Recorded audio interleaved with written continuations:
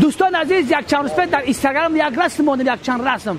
مردم بسیار سوال دادن که اکا تشریف شما در نیویورک هستید یا که در پاریس؟ شما در کجا هستید؟ من در نه نیویورک هستم نه در پاریس. 371 کیلومتر از مرکز شهر دوشنبه تا اینجا را همین قرخ دوره. ولی زیر همین موسیقی من شما را میفهمونم که من در کجا هستم. رفتیم 1 2 3.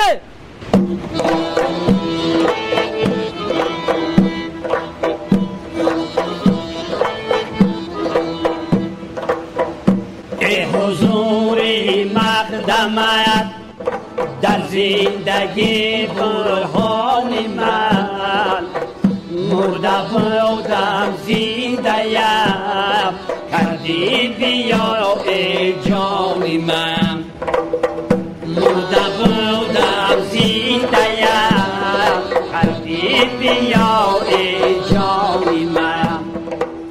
اینجا کاخ سفید امریکا، یعنی که بیلی دام نیست. اینجا حکومت نایه درواز است.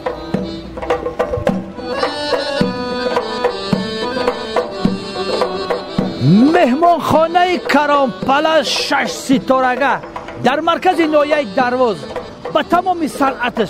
راستی گپ در ترکیه بدیم ای 2 3 4 ای 4 بالاش ندیدیم، نه که در مرکز نایه درواز مهمان خانه کرام پلاس 6 ستارگه.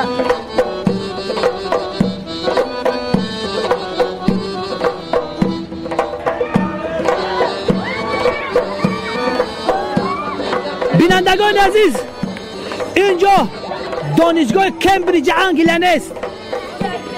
اینجا گیمناز رقم 1 نایه درواز است با نام عالم کبیر.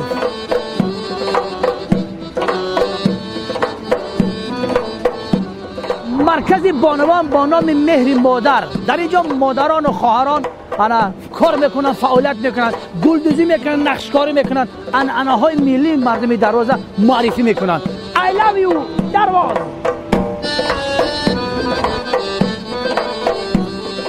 باز یک مهمانخانه دیگر در مرکز نایه درواز با تمام عظمت و بزرگیش با نام کانتیننتال درواز.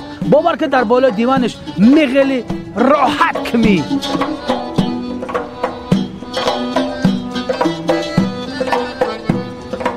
اگر بخواهد که با یک دیدن تمام روی دنیا را جای تاریخش ببینین، بیاین به درواز.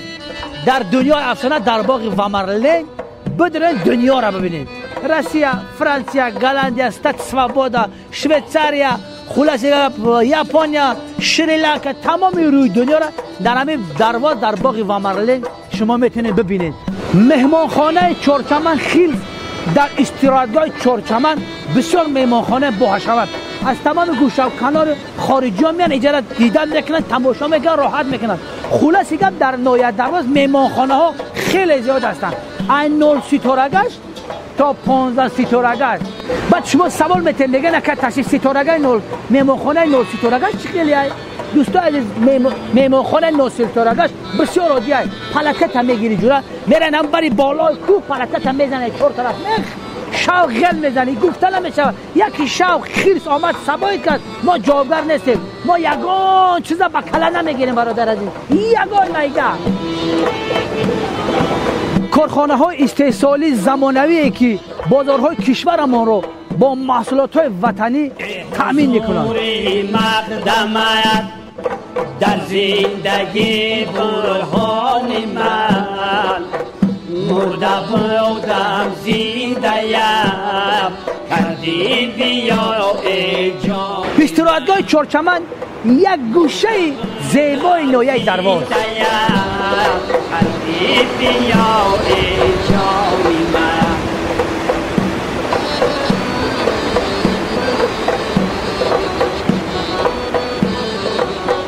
رئیس شورای اروپا محترم دونالد توسک خود اروپا آوازه چهارچمن شنویده خیست همین راه دراز آمده چهارچمن استراحتگاه.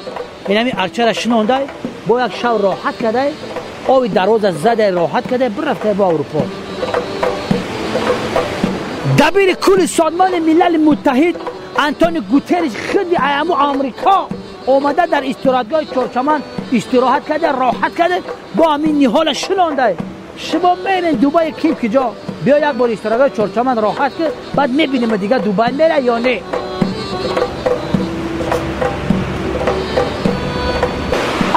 تمام روی دنیا ای زمین گل برویه، در استراحتگاه چهارچمن ای درون ماشیناش گل میرویند.